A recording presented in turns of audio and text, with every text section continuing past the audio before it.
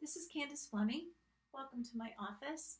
I'm thrilled to have the opportunity to tell you about two new books that I have on the Holiday House list this year, both of them illustrated by the glorious Neil Porter.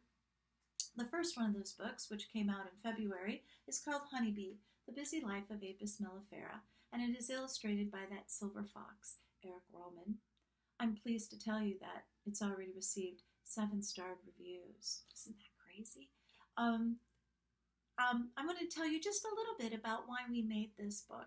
This is, of course, a companion to our previous book, Giant Squid, where we wrote about a creature that was mysterious, a huge creature that nobody saw.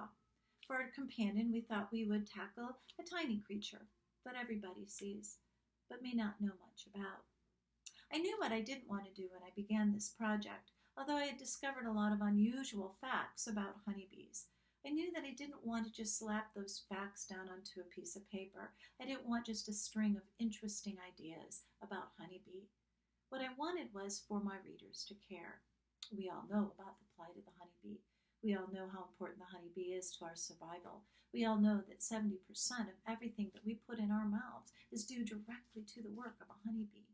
And we also know that they are endangered. But how do you get kids, young readers, to care about the plight of the honeybee if they perhaps don't care about the honeybee? And so Eric and I decided that we would approach this project by following the life of one bee, all true, all factual, and yet with heart, with meaning, taking those facts and putting them in an order that provides a connective link to our readers. And so we follow one bee, Apis, from the day that she chews her way out of her solitary cap into her teeming, trembling hive of bees, and to the very end, spoiler alert, where she drops in the middle of her work. It's intentionally suspenseful, it's intentionally dramatic, it's intentionally poignant, because we want kids to realize how extraordinary, how exhilarating, how amazing the life of these worker bees are. Every single one a female. That's why I think of it as a girl empowerment story as well. I was lucky to have an illustrator like Eric Roman to work with who agreed that we wanted to honor the honeybee by drawing her as realistically as we possibly could. Well, he's drawing her as realistically as he possibly can. I simply cheered him on. But we agreed that we wanted to respect her life that way. We didn't want to draw just another Honey Nut Cheerio bee. And so Eric spent months and months, a labor of love, creating bees that looked as accurate as we possibly could get them, or he could possibly get them.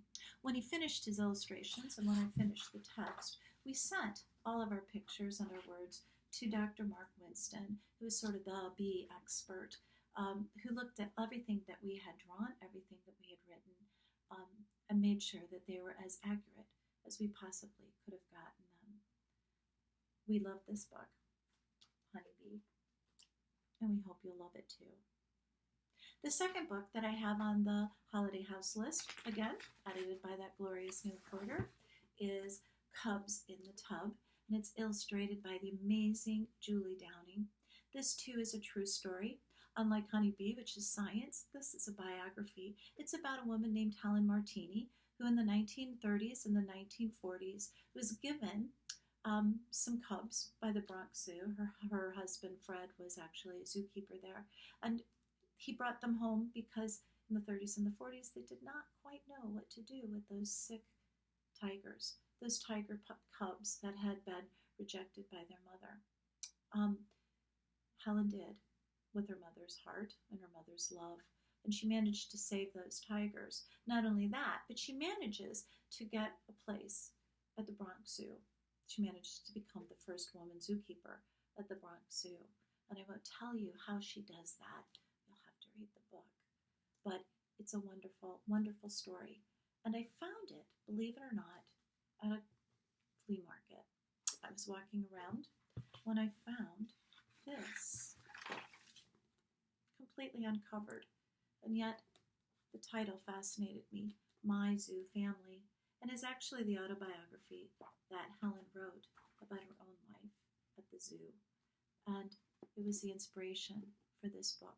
So it just goes to show that you never ever know what you're going to find in a flea market.